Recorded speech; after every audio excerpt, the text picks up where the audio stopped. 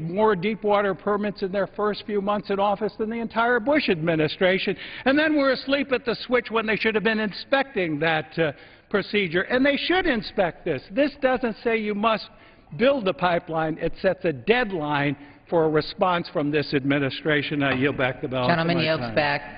Gentleman from West Virginia. Gentleman from West Virginia has 2 minutes remaining. Gentleman from Pennsylvania has 1/2 minute remaining. Thank you, Madam Chair. I appreciate the ranking member's remarks and his anger. It is indeed frustrating. I again invite him to fast track without consideration of process, as he has done on this pipeline bill, in order to free us from reliance upon foreign sources of energy. I would hope he'd just as quickly fast-track our clean extension of the FAA bill we introduced today in order to fast-track jobs back to work here in America, people that are already sitting at home for the second, going on the third day without jobs. I would also, Madam Chair, ask that a letter I sent to Chairman Mica back on June 30th in regard to our Committee on T&I waiving jurisdiction on the pending legislation be made part of the record at the proper time. The request will be covered under a letter from 4 major labor unions endorsing the pending legislation: the Brotherhood of Teamsters, the Labor's International Union, the International Union of Operating Engineers, and the United Association of Journeymen and Apprentices of Plumbing and Pipe Fitting Industry of the United States and Canada, a letter they sent to all members will be of covered Congress under General Lee. endorsing this legislation. As I noted during my previous remarks, these are good-paying jobs. They're union jobs. The project labor agreement has been entered into that will ensure the protection of these union workers and their families, and so I would urge my colleagues to support the pending legislation. At the same time that I would urge, again, my chairman to expedite consideration of a clean FAA reauthorization bill that has been introduced today by Representative Costello and myself. And I yield back the balance of my time. Gentleman from Pennsylvania. Thank you. I heard correctly, the gentleman's going to support the underlying legislation? Yes. Yeah, that's right. That's good to hear. I made that clear both of my speeches. I thought so, but I guess I wasn't paying attention to the end. So it's great to hear, and it's important, I think. You weren't listening? It's important we pass this on bipartisan basis because it does mean jobs for Americans. Construction jobs, somewhere up of 20,000. It means steel that are going to be made in U.S. steel plants. So this is a bill that is not only going to create jobs, but it's going to help us break that dependence on foreign oil. And again, tip my hat to Mr. Terry from Nebraska for putting forth H.R. 1935, and I urge all my colleagues, both sides of the aisle, to support this pro-energy, pro-jobs bill, and I yield back. Gentleman yields back.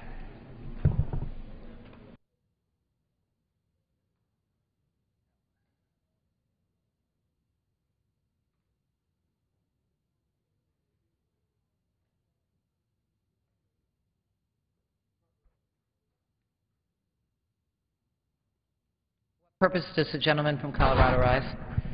Madam Chairman, I claim time for the Committee on Natural Resources. The gentleman is recognized. The gentleman is recognized for up to 5 minutes. Thank you, Madam Chairman. I yield myself as much time as I may consume before I yield to my couple of colleagues. This legislation takes a crucial step toward giving our nation's energy security and putting Americans back to work. In 2010 alone, the United States imported over 1 trillion barrels of oil from OPEC countries, many of which have unstable or unfriendly governments. While my preference would be that we replace that oil with domestically produced resources from the Rockies or outer continental shelf in Alaska, we have the next best thing by having Canada as a stable, friendly, energy-rich trading partner sharing our northern border. As we have seen in so many other aspects of our nation's energy portfolio, whether it be offshore production, onshore production, or even renewable energy production on federal lands, the Obama administration is once again slow-walking or even stonewalling domestic energy security and job creation with needless delays and bureaucratic red tape. This legislation will help ensure a steady supply of crude oil from one of our strongest allies. It has the potential to create 20,000 direct construction jobs for Americans and spur $20 billion in new spending in the U.S. economy. The extension of this pipeline will generate $585 million in new state and local taxes during construction. It will greatly lessen our dependence on oil from OPEC. Opponents of this pipeline seem to believe that if we don't use this oil here, it won't be produced. That position is fundamentally wrong and displays a foolish and naive disregard for the flow of international oil production. The reality is, if America won't take this oil, China will. Instead of having a secure pipeline feeding the American heartland, we will see massive tankers off the coast of Washington and Oregon as China fills its ships for export. And China doesn't have the environmental safeguards that we do. We should pass H.R. 1938. At this moment, Madam Chairman, I would like to yield 1 minute for my colleague from the state of Ohio, Mr. Johnson. Gentleman from Ohio is recognized for 1 minute. I thank the gentleman for yielding. And, Madam Speaker, today I rise in strong support of H.R. 1938, the North American-made Energy Security Act. For far too long, the proposed Keystone XL pipeline has been caught up in bureaucratic red tape that unfortunately has become the norm with this administration. This legislation simply forces the administration to make a decision by November 1st of this year, which will be more than 3 years after the application was originally submitted. This bill addresses our nation's independence on OPEC for oil, addresses our nation's dependence on OPEC for oil, but it also creates American jobs. The pipeline extension would allow for an additional 700,000 barrels of oil per day to be brought to the U.S. marketplace. This increase in oil from America's largest trading partner would begin to make America less beholden to unstable OPEC countries for our oil demands. Furthermore, if this pipeline isn't built, the oil will simply go to China instead of coming to America. This legislation would also pave the way for the creation of 13,000 direct jobs and tens of thousands of indirect jobs should the project be approved. I urge my colleagues to support this common-sense legislation, and with that, I yield back the balance of my time. Gentleman yields back. Madam Chairman, I reserve the balance of our time. Gentleman reserves the balance of his time. Gentleman from Massachusetts. Yes, I yield myself as much time as I may consume. Gentleman's recognized.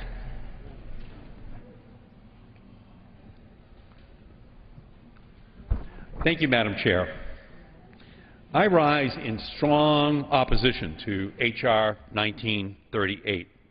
We are here debating whether to expedite the approval of a pipeline that will import the dirtiest crude oil on the planet into the United States of America by melting the oil out of the tar in Canada, which creates more greenhouse gases than any other production method for crude oil on the planet.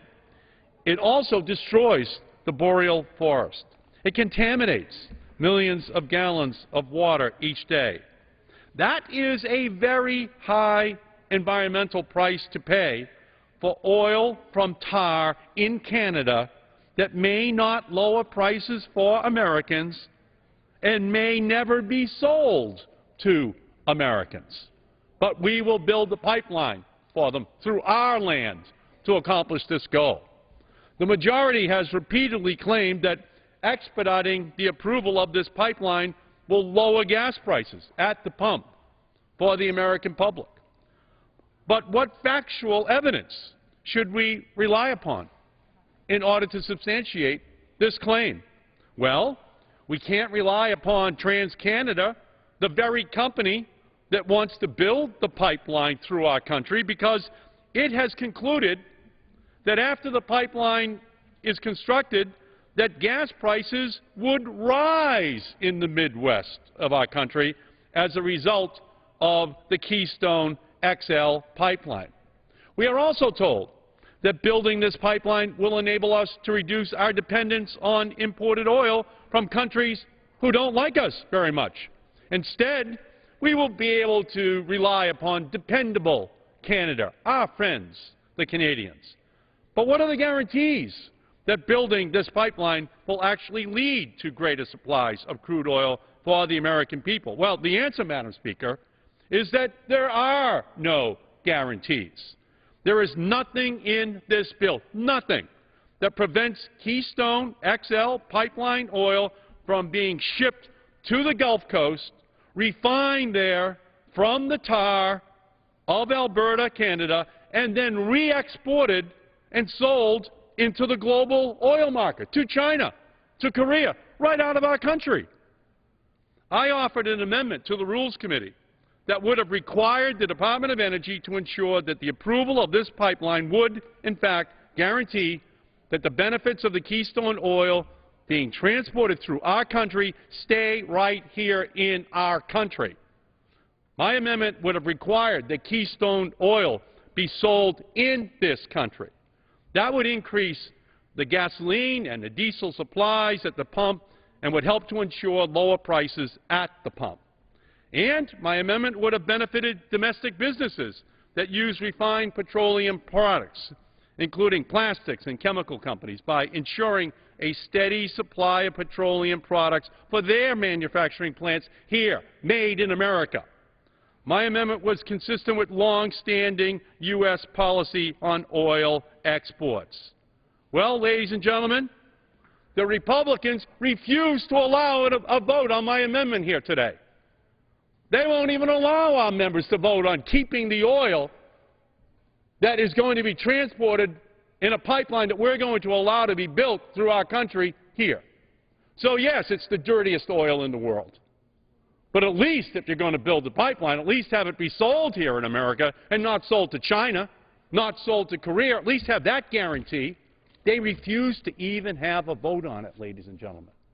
That's what this is all about. Once again, it's all about this ideological belief that the largest oil companies know best. We should not be taxing them. We should not be putting any burden on the biggest oil companies.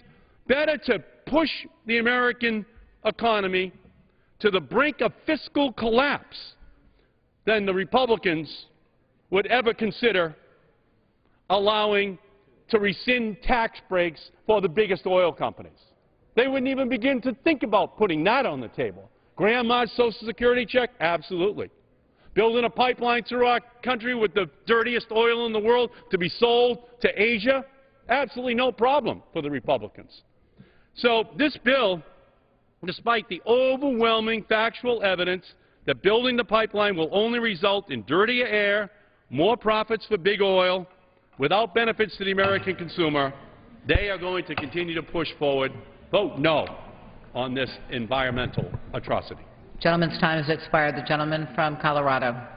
I'd like to inquire of the chairwoman how much time is remaining for each side. Gentleman from Colorado has 2 minutes remaining. The gentleman from Massachusetts has no time remaining. I'd like to yield 1 minute for my good colleague and friend from the state of Texas, Mr. Flores. Gentleman from Texas is recognized for 1 minute. Madam Speaker, I rise today in strong support of H.R. 1938, the North American-made Energy Security Act. This bipartisan legislation would increase access to more energy supplies by expediting the presidential permit for the Keystone XL pipeline extension. We are all aware that every additional barrel that can be produced within North America is one fewer barrel that we need from the Middle East. This pipeline extension would help bring up total capacity up to more than 1.2 million barrels per day into our markets. Also, as we look for opportunities to address our struggling economic recovery, this project will create an estimated 100,000 American jobs and help grow our economy. Canada's vast oil resources have also attracted interest from other energy-hungry nations. If we do not tap this valuable resource, the Chinese or other countries will. The Obama administration has already delayed a decision on this project for almost 3 years, and it is time that they may act and make a decision. The choice is clear. By passing this bill, we will increase our energy security with a more stable supply of efficient and affordable energy from our best international friend and trading partner, and we will lessen our dependence on Middle Eastern oil. I urge my colleagues to support this critical legislation. Gentleman's time has expired. Thank you. I yield back. Gentleman from Colorado. Thank you, Madam Chairman. The North American-made Energy Security Act is a pivotal first step towards securing our energy future, lessening our dependence on oil from OPEC countries, and putting Americans back to work. Canada and the U.S. have the world's largest two-way relationship. Rather than put up roadblocks, we should foster and build upon that relationship to utilize each other's resources. If we don't use this oil, Chinese consumers will, and we will continue to rely on oil from OPEC. We cannot stand idly by as the Obama administration continues to delay and put up roadblocks that prevent the production of American energy and the creation of American jobs. H.R. 1938 will force the administration to make a decision that has been unnecessarily delayed for years. The legislation is good for the American economy and good for American jobs, and I urge my colleagues to support this legislation.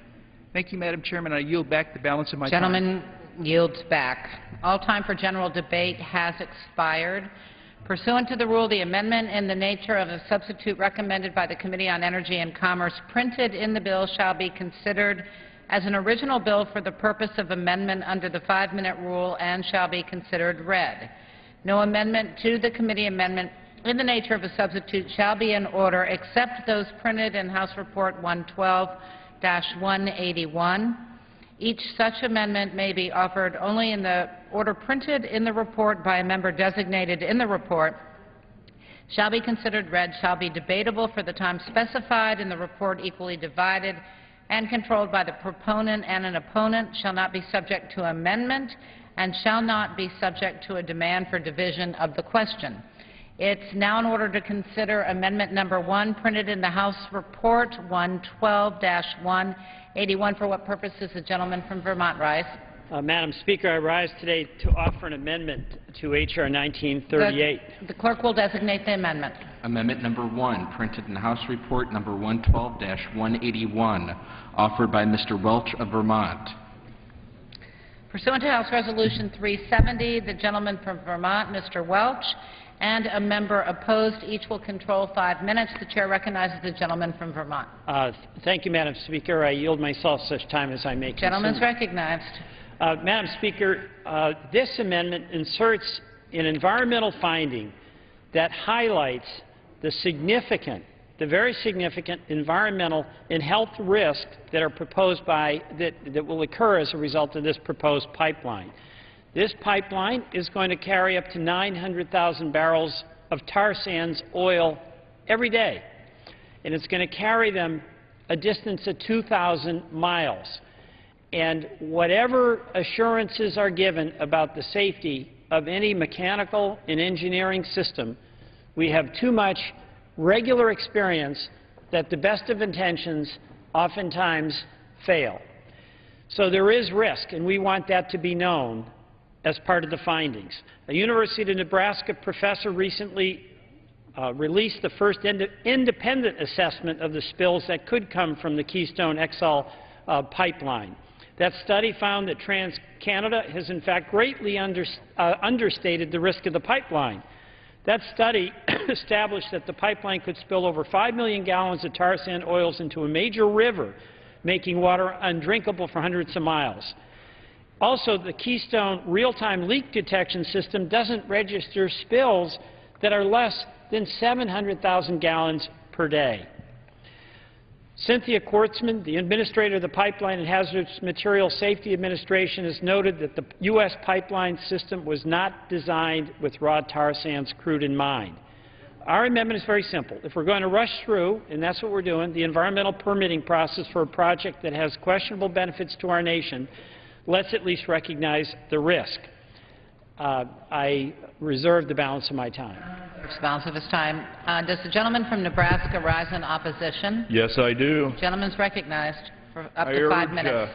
Thank you, Madam Chair. I urge rejection of this gutting amendment. What this would do is basically say you can't build any pipelines in this general area. And I'd like the gentleman from Vermont to know that there's many pipelines already running through this area, oil pipelines, natural gas pipelines, and also the other point that I'd like to make regarding this amendment, this almost 2 feet high of materials is the draft environmental study. The supplemental environmental study PHMSA's report, I can assure the gentleman that there is no other pipeline that has been studied to the point that this one has. It is as close to the best built pipeline as demanded by the agencies that have oversight. So it has gone through a very thorough examination. The owners of this pipeline, TransCanada, have already agreed to not only increasing the thickness of the pipeline itself, but additional pump stations where that's where they are able to detect when there's a leak. The pipeline reform bill will be reported out of committees later, and they would have to adhere to all of those rules, including something that we're discussing, that all leaks have to be able to be on-site repair within 1 hour.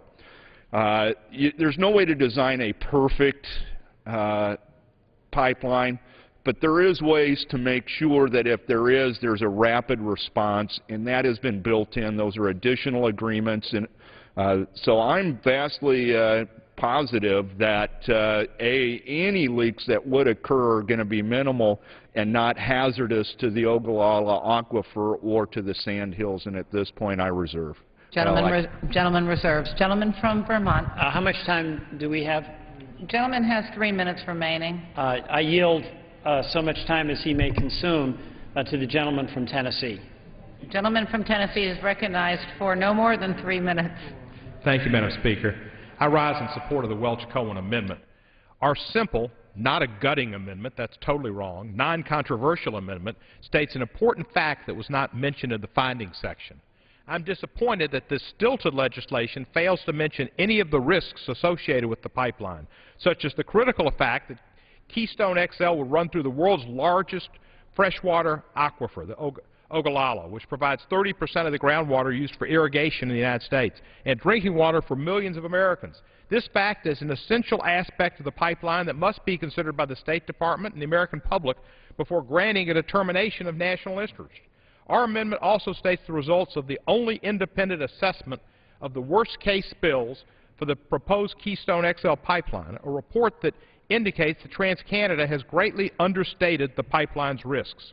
Perhaps the most important component of the report is the discovery that even a small, undetected leak from an underground rupture of the pipeline in the Nebraska Sand Hills could pollute almost 5 billion gallons of groundwater, enough oil to pose serious health threats to anyone using this aquifer for drinking water or agricultural purposes. And a leak of this magnitude is certainly possible given that Keystone XL's real-time leak detection system does not register spills less than, get this, 700,000 gallons a day. They'll have no knowledge of it.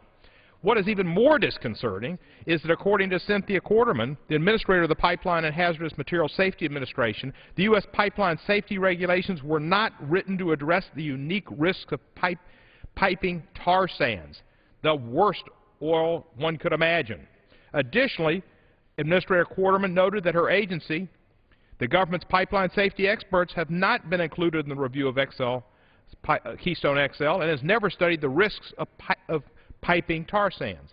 As we consider building a dangerous tar sands pipeline through our nation's most important aquifer, it is critical the decision be based on an accurate depiction of the pipeline's risks and not just rosy, overly optimistic descriptions of its projected benefits. This is why the Sierra League and the National Resource Defense Council are so interested, as is the American public, in these findings. I urge support for the Welch-Cohen amendment and yield back Gentleman from Vermont, reserve the balance of his time. Yes. Gentleman from Nebraska. Reserve. Thanks. Gentleman reserves. Gentleman from Vermont. Gentleman from Vermont has 30 seconds remaining. And I yield the balance of my time to Mr. Johnson from Gentleman Georgia. from Georgia is recognized for 30 seconds. Thank you, Madam Chair. I oppose H.R. 1938, which would accelerate the approval of the Keystone Koch Brothers XL pipeline. No one knows how much air pollution this pipeline will cause or how the pollution will impact public health, and so my amendment is a common sense one. It would simply request a thorough analysis of the potential health risk before any decision is made. Communities surrounding oil refineries that would process these raw tar sands, crude oil, are already exposed to dirty air, and approval of this Koch brothers Keystone XL pipeline will only make matters worse. Gentleman's time has expired. Gentleman from Nebraska. Continue to reserve. Gentleman from Vermont has no time remaining. Oh, very good. Then in closing, I want to allay the fears here.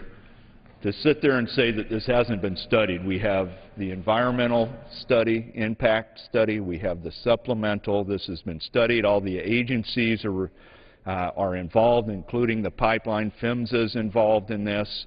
I'm sure they will make their recommendations based on sound science and yield back my time. Gentleman, time has expired. The question is on the amendment offered by the gentleman from Vermont. Those in favor say aye. Those opposed say no. In the opinion of the chair, the ayes have it. It failed. Does the gentleman from Nebraska ask for a recorded vote? Ask for a recorded vote. Pursuant to Clause 6 of Rule 18, further proceedings on the amendment offered by the gentleman from Vermont will be postponed. It's now in order to consider Amendment Number 2, printed in House Report 112-181. For what purpose does the gentleman from Illinois rise? Madam Speaker, I have an amendment into this. The clerk will designate the amendment. Amendment Number 2, printed in House Report Number 112-181, offered by Mr. Rush of Illinois. Pursuant to House Resolution 370, the gentleman from Illinois, Mr. Rush, and a member opposed, each will control 5 minutes. The chair recognizes the gentleman from Illinois. Madam Speaker, I yield myself as much time as I may consume. Gentleman is recognized for up to 5 minutes. Madam Speaker, during the subcommittee and full committee markups, I offered my amendment to delete a finding that I thought was particularly misleading. Finding number 15 states, and I quote, "Analysis using the Environmental Protection Agency models shows that the Keystone XL pipeline will result in no significant change in total United States or global greenhouse gas emissions," end of quote.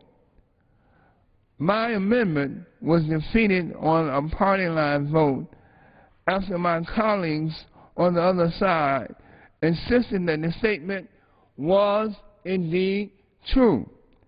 Well, Madam Speaker, I took it upon myself to write a letter to the EPA asking the agency to weigh in on the accuracy of this finding, and this was the agency's reply.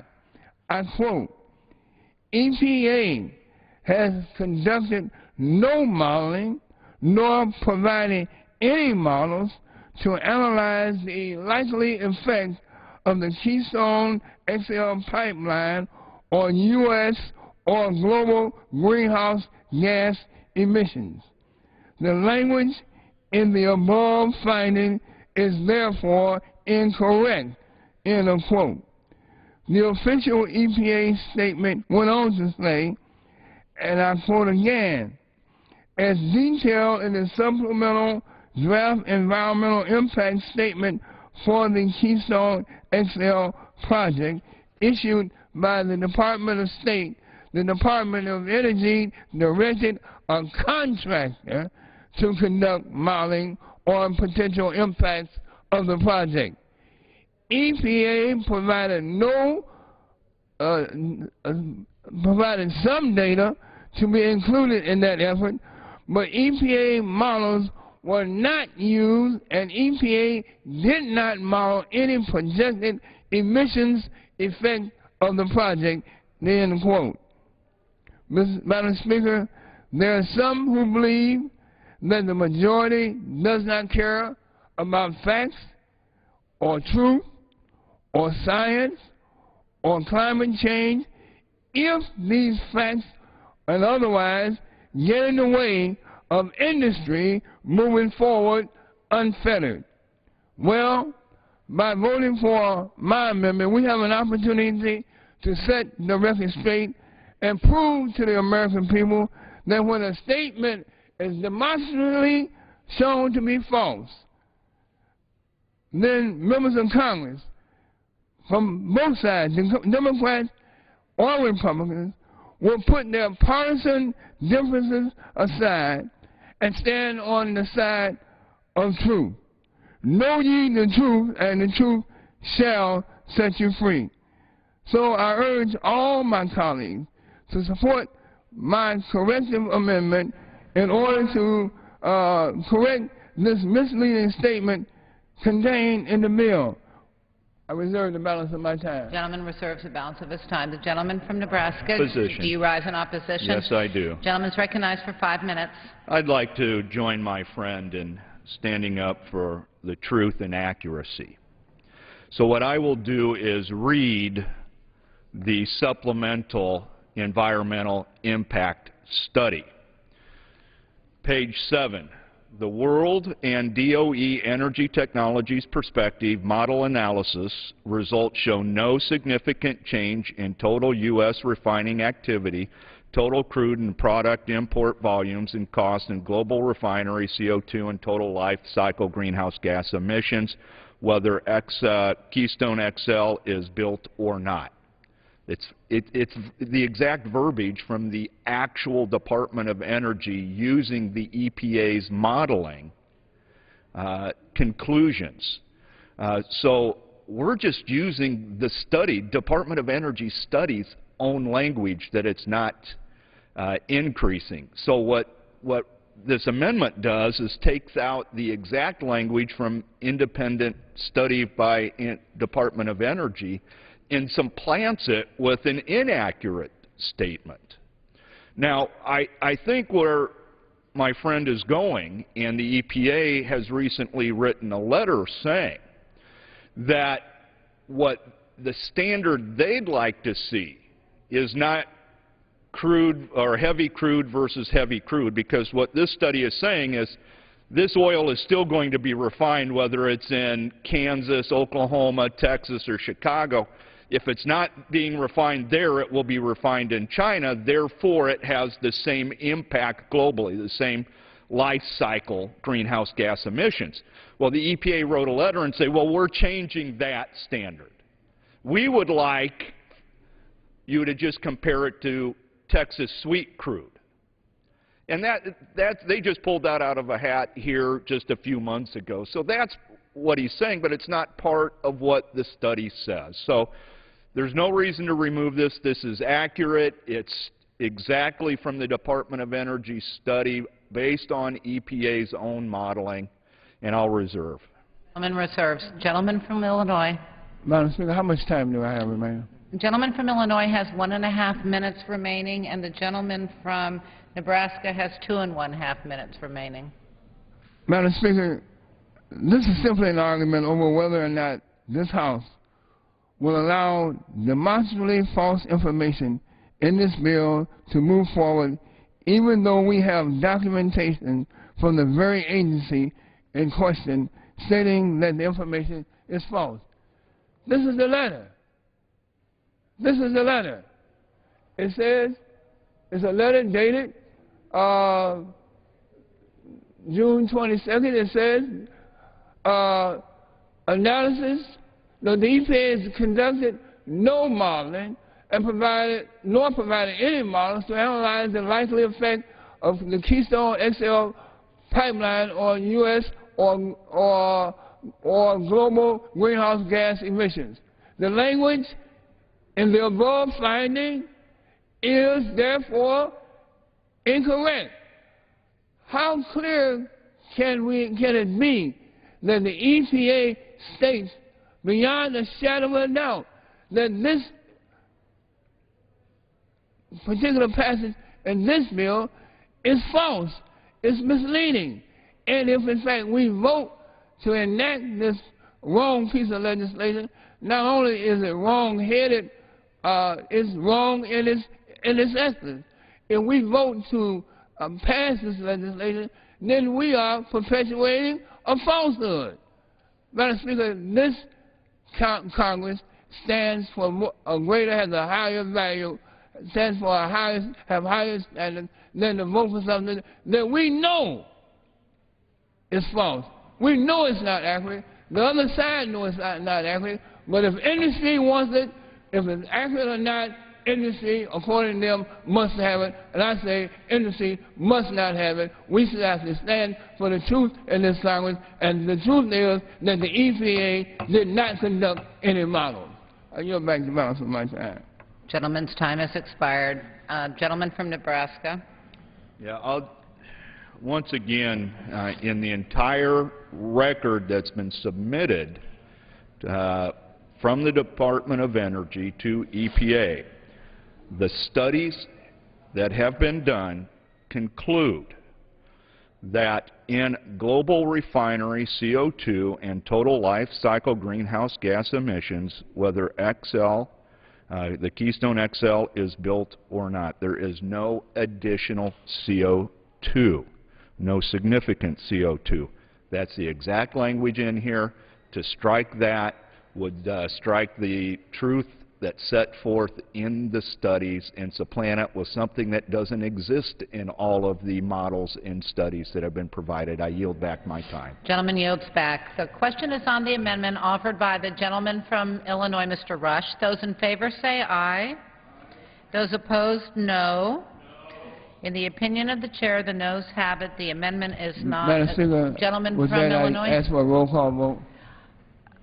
Does the gentleman ask for a recorded vote? Recorded vote. Pursuant to Clause 6 of Rule 18, further proceedings on the amendment offered by the gentleman from Illinois will be postponed. It's now in order to consider amendment number 3, printed in House Report 112, 181. For what purpose does the gentlewoman from California rise?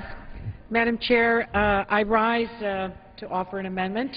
The clerk will designate the amendment. Amendment number 3, printed in House Report number 112-181, offered by Ms. Eshoo of California. Pursuant to House Resolution 370, the gentlewoman from California, Ms. Eshoo, and a member opposed, each will control 5 minutes. The chair recognizes the gentlewoman from California. Thank you, Madam Chair. It's always good to see you in the chair. Pipeline safety is not a subject that we can afford to take lightly. On September 10th of 2010, last year, a natural gas explosion in San Bruno, California, just north of my congressional district, in Congresswoman Spears' district, killed 8 people, injured dozens of others, and destroyed 55 homes. This is from a natural gas explosion. Since 1938, Congress has attempted to promote natural gas pipeline safety, but the horrific explosions like the one in San Bruno, California, continue to occur every year someplace in our country. It's a dangerous business under the best of circumstances. To move forward with a tar sands pipeline, which we have little experience regulating without a solid understanding of the safety issues, is an enormous and I think dangerous mistake. We've heard strong, well-informed concerns that pipelines carrying tar sands and the chemical bitumen may pose greater safety risks than even those pipelines carrying conventional or synthetic crude. On June 16th of this year, during an Energy and Power Subcommittee hearing on pipeline safety, Cynthia Quarterman, the administrator of the Pipeline and Hazardous Material Safety Administration, known as PHMSA, testified that this agency, specifically tasked with researching and administering pipeline safety, has not analyzed the risks of these new pipelines. But Ms. Quarterman replied when asked that the agency would be pleased to make such a review. I think the American people would be safer if they did. My amendment would require PHMSA to complete a comprehensive review of the properties and characteristics of bitumen and the hazardous liquid pipeline regulations before a final presidential permit is issued. I think this study is very, very important for the safety of all Americans, and it will determine whether current regulations are sufficient to regulate pipelines used for the transportation of tar sands crude oil.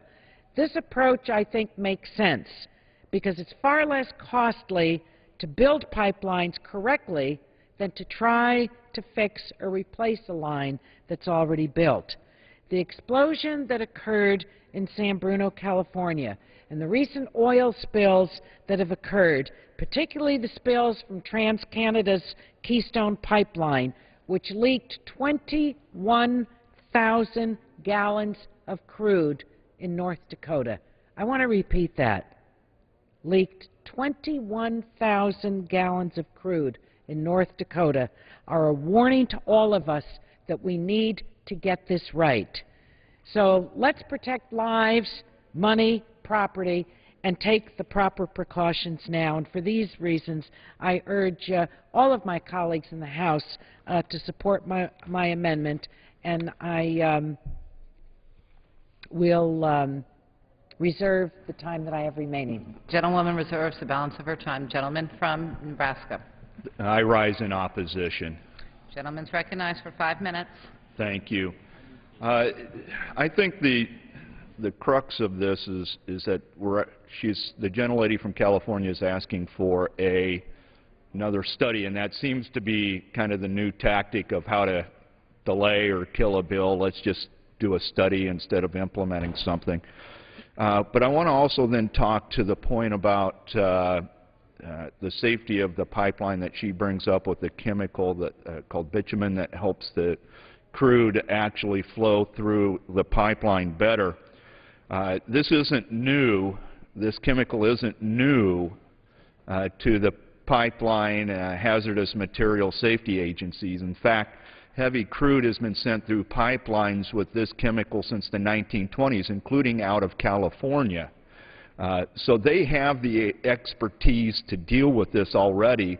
They are working on their assessment of the Keystone Pipeline to assist the State Department and Department of Energy in their recommendations. So there's really no need for this type of a study, and I reserve. Gentleman reserves. The gentlewoman from California has 1.5 minutes remaining. Thank you, Madam Chair. To respond to my friend and colleague, Mr. Terry, with all due respect, I didn't come to the floor today with a tactic. I offered this. I raised this in the committee. We had a very good discussion about it there. It's my understanding that an EIS is being conducted, but an EIS on the entire pipeline is very different than what I am raising. And the head of the agency, of PHMSA, when she appeared before the committee, understanding that there had not been an examination in particular about the tar sands crude oil and bitumen, said that her agency would be pleased to undertake that study. So I'm here today, obviously, to offer this amendment.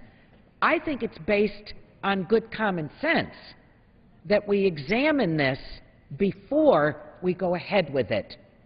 And I raised something that is very real, and that is just a handful of miles from where I live, even though it's outside my congressional district, where lives were lost. 8 people were killed, dozens were injured, and 55 homes destroyed. So this is not a tactic. This is not to delay. This is to get this right before the permit is issued. I think the agency can do this on an expedited basis, and I'm not seeking to delay and to blow up anything.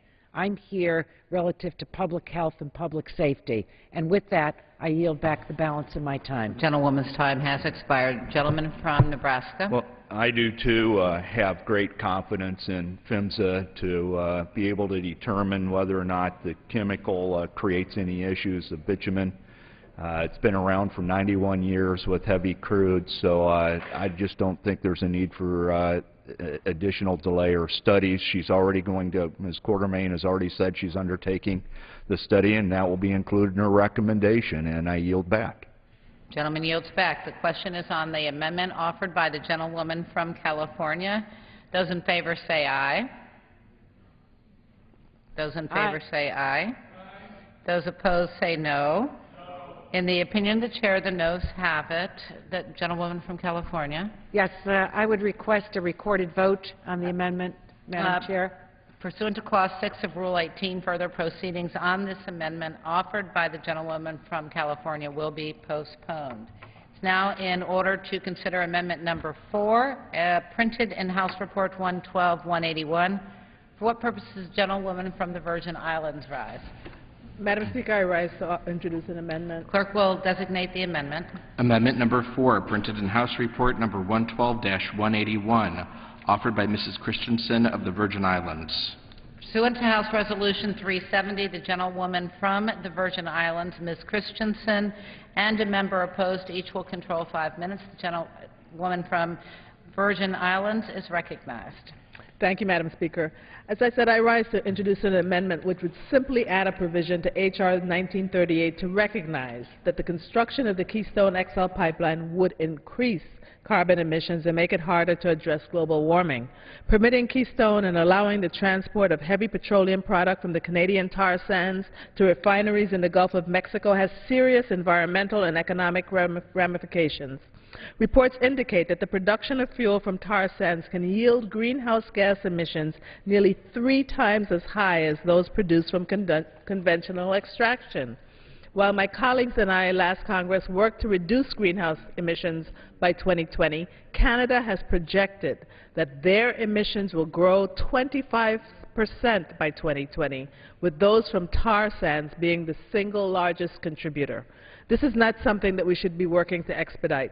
H.R. 1938 makes a series of findings related to the Keystone XL pipeline. Some of these findings are a matter of opinion, and some are just flat out wrong. All of these findings share one characteristic: they all support the pipeline, and inconvenient facts are not included. In fact, there are a lot of inconvenient facts about the pipeline that the American people should know. Tar sands require far more energy to extract and process than conventional crude oil. The result is that emissions from using tar sands fuel are approximately 9 to as high as 37% higher than from our baseline fuel mix. This pipeline would almost double our current use of tar sands fuel. At a time when we're trying to curb carbon emissions and stop global warming, Keystone makes us more reliant on one of the dirtiest sources of fuel currently available. In short, tar sands oil threatens our air, water, land, and economy, and will increase already dangerously high greenhouse gas emissions and demand for natural gas. It has no place in the clean energy economy. On page 198 of the State Department's supplemental draft environmental impact statement, it is estimated that Keystone XL pipeline could increase carbon pollution associated with U.S. fuel use by up to 23 million metric tons of CO2 equivalent per year. This is equivalent to the annual emissions from an extra 4.5 million passenger vehicles. The SDEIS further indicates that most of the greenhouse gas emissions will come from the production of crude oil, refining of the crude oil, and combustion of the refined products. Transportation of the crude oil to the refinery and transportation of the products to the market also contribute to greenhouse gas emissions. This does not include the range of secondary carbon emissions to be considered as well. In a letter to the State Department, our very own EPA indicated that the extra greenhouse gas emissions associated with this proposed project may range from 600 million to up to 1.15 billion tons of CO2 over Keystone XL's life cycle. It's unfortunate that while the Department of State and EPA have recognized the huge risk that would be incurred, the proponents of H.R. 1938 simply ignore them. While some will tout that the Keystone XL pipeline will enhance energy security, the other side of this equation must be considered. Now is not the time for us to increase harmful air emissions and further jeopardize the health of our people and the environment. And I reserve the balance of my time. Reserves the balance of her time. I rise in opposition. Gentleman from Nebraska is recognized for 5 minutes. 2 points here. I think number one is that the gentlelady's amendment really helps define what the real issue here is. It isn't necessarily the pipeline or its placement of the pipeline or a chemical that's in it. It's actually about whether we're going to continue to use oil. And as we use more oil, it gets heavier. And I mentioned earlier with the gentleman from Illinois' amendment, the EPA is doing this switch where you don't compare a heavy crude or sour to the same like is bringing that's been brought in by Venezuela. Now you have to compare it to a different type of sweeter crude or easier to refine crude. The reality here, and that's the point that's made in the studies itself, and the part that she reads from, the gentlelady read from, is actually noting that we're using a heavier crude. So I just want to point out that that's kind of an unfair comparison. We got to do heavy to heavy to make sure, or to determine if there's going to be an increase in greenhouse gases. And there's no rushing or expediting. This has been sitting around for 3 years. So it's really time to get up and do something. At this time, I'd like to yield 2 minutes to the gentleman from Illinois, Mr. Shimkus.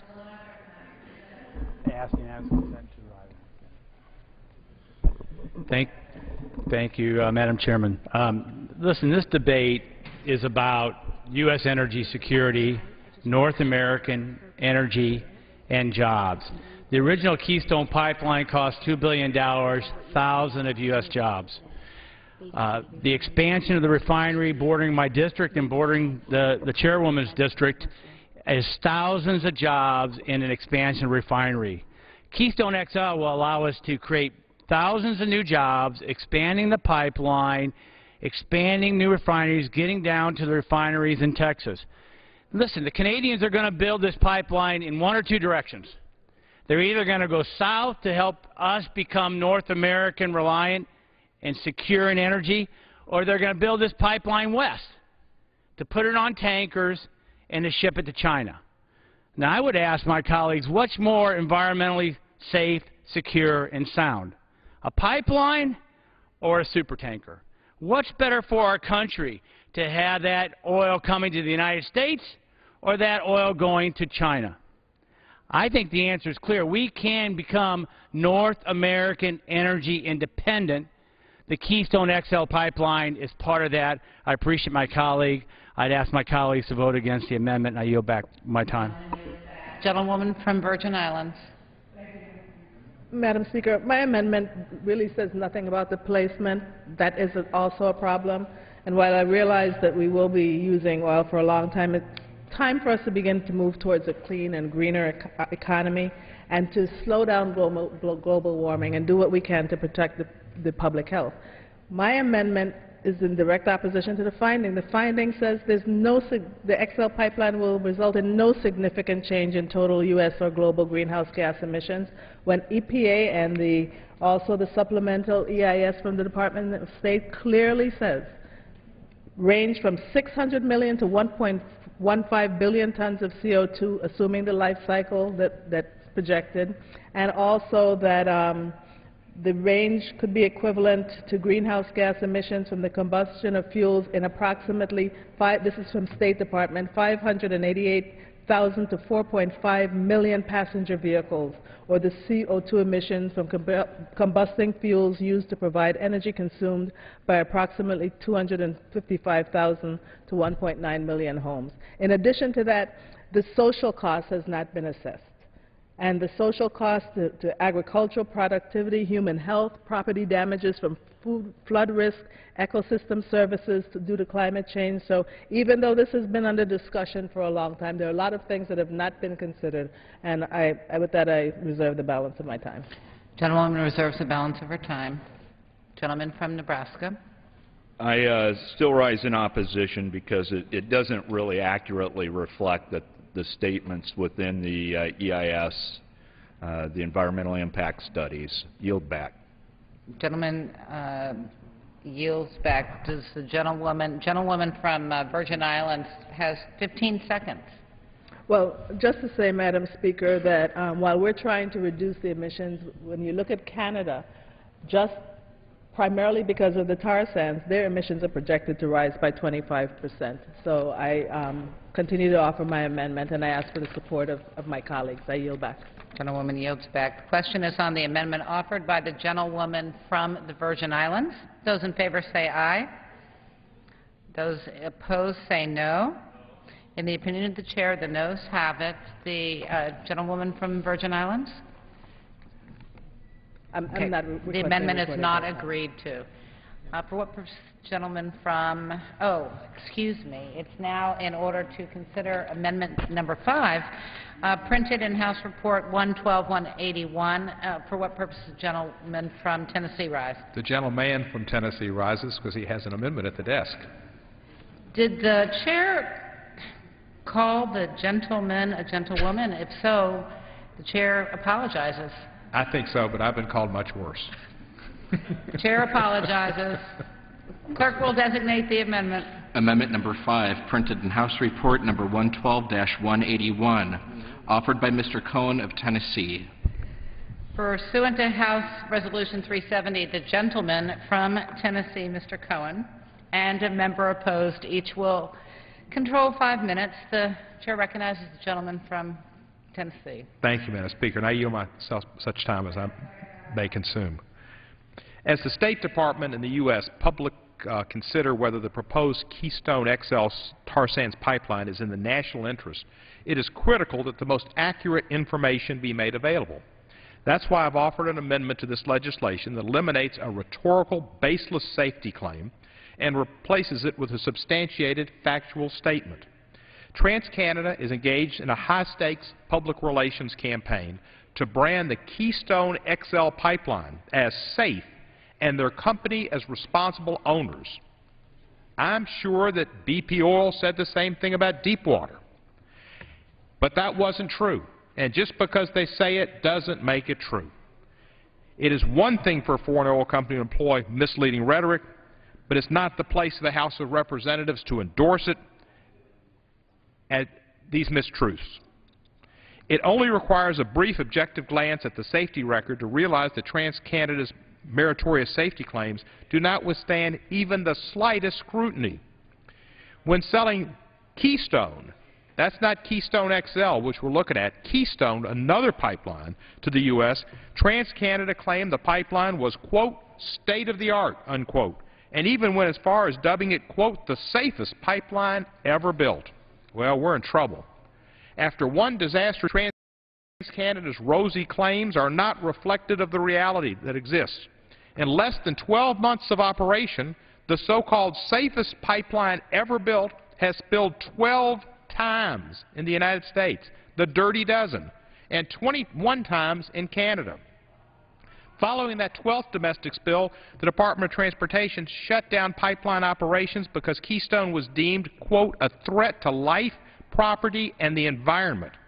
And since Keystone is TransCanada's first wholly owned oil pipeline in the United States, TransCanada's safety record is off to a pretty bad start.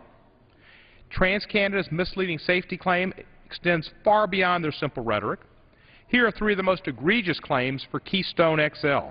Number 1, that TransCanada's claim that if and when the proposed Keystone XL pipeline has a leak, it will shut down the pipeline almost instantly. Unfortunately, spills on the Keystone pipeline have demonstrated that TransCanada's theoretical response is far better than their actual response. In May, when Keystone spilled 21,000 gallons, it took TransCanada 44 minutes to shut down the pipeline after the spill. And it would have taken even longer had it not been for a landowner who called in the spill, which shot a 6-story high gusher of toxic oil into the air. You'd think it was Texas. Number 2, TransCanada suggests there is little risk of a spill on the Keystone XL pipeline. However, the only independent assessment of the worst-case spills for Keystone XL indicates that TransCanada has greatly understated the severity and frequency of significant spills, an estimate that is more than 800% lower than what would likely occur. Over the last few weeks, we have all witnessed the irreparable damage caused by the 40,000-gallon Silvertip pipeline spill in the Yellowstone River. Now try to imagine how devastating a 6.95 million, almost 7 million-gallon spill of more toxic oil would be on the Yellowstone River. A spill of this magnitude and devastation is possible if we approve the Keystone XL. Number 3, TransCanada claims that Keystone XL would be built of thicker steel and operate at lower than allowed pressures. But major segments of Keystone XL will be made of thinner steel than ExxonMobil's failed Silvertip pipeline.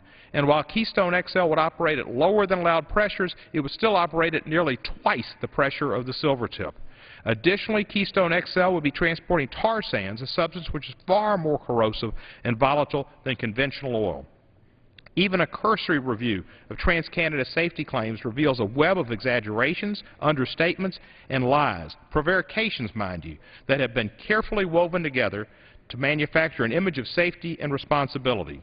It is critical that the American people have an accurate depiction of the dangers of the proposed Keystone XL pipeline. Congress must exercise more scrutiny and not take TransCanada's manufactured rhetoric at face value. We cannot afford to let TransCanada once again dupe us into permitting an even more dangerous pipeline than Keystone was. For, as they say, and we all know, fool me once, shame on you. Fool me twice, shame on me. Somebody from Texas tried to say that once, but we know the statement. I urge support for my amendment and yield back the remainder of my time. The gentleman